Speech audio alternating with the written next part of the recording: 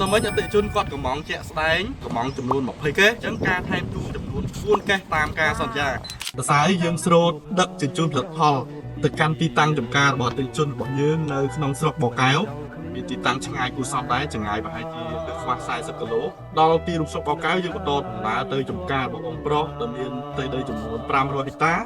สำหรับตากระสูจันตี100เฮกตาร์นังเมียนดำน้ำกุบซ้อมจานประเภทที่โดยจิมริกสายไม้เมียนเคยเมียน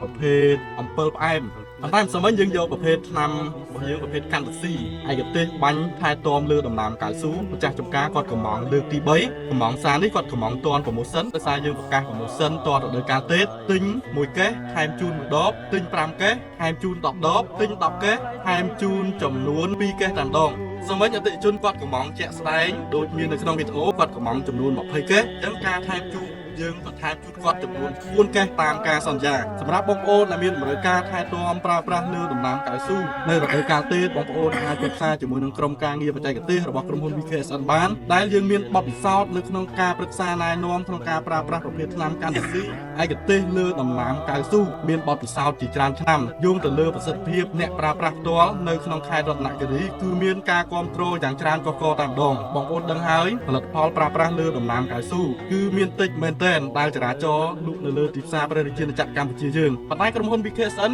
មានផលិតផល3ល្បាញសឹងថាបងប្អូនដែលមានដំណាំកៅស៊ូគាត់បានស្គាល់រួចមកហើយតិចច្រើនចំការផ្សេងនៅទូទាំងប្រទេសជាតិកម្ពុជាបានសាកបងប្រើប្រាស់ជោគជ័យគ្រប់គ្នាលក់បទពិសោធន៍លក់ទំនុកចិត្តលក់បច្ចេកទេសលក់គុណភាពចូលរួមជាមួយប្រជាកសិករដើម្បីអភិវឌ្ឍកសិកម្មកម្ពុជា